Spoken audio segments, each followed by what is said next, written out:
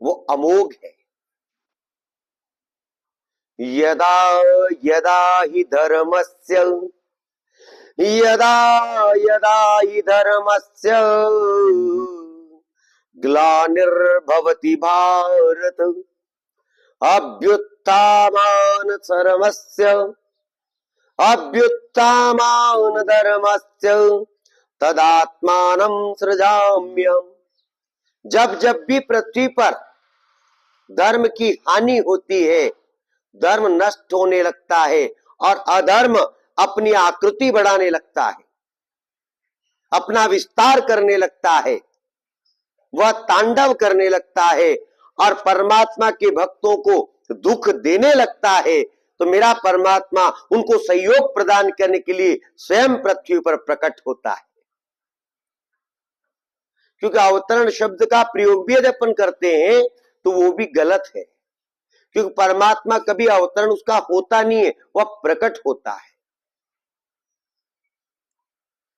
वह दिखाने के लिए गुरु बनता है, वह दिखाने के लिए माता बन जाता है, वह दिखाने के लिए पिता बन जाता है, अनेक अंश रूप में निमित्त मात्र बनकर उन समस्त आत्माओं की रक्षा करता है जो उसकी शरण में।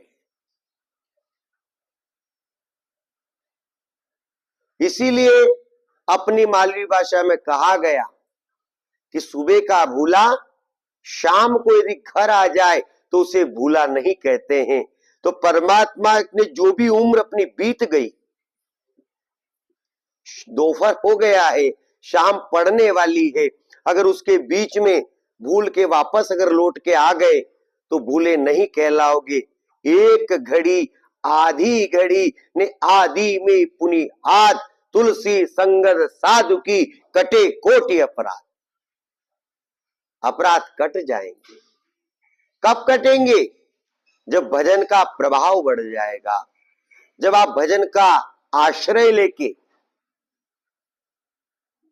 उस परमात्मा से क्षमा याचना करते हुए आगे बढ़ जाओगे तो आपके कार्य की सतत सिद्धि हो जाएगी।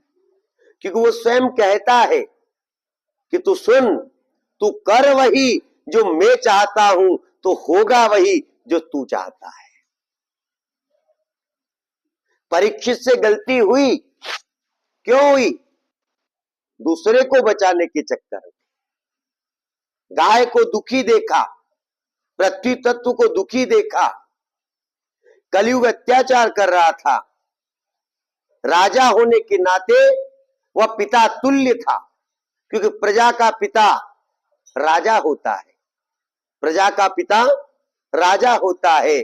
गांव में यदि कोई पटेल हो तो कोई भी बात पूछने के लिए पटेल पे जाते हैं।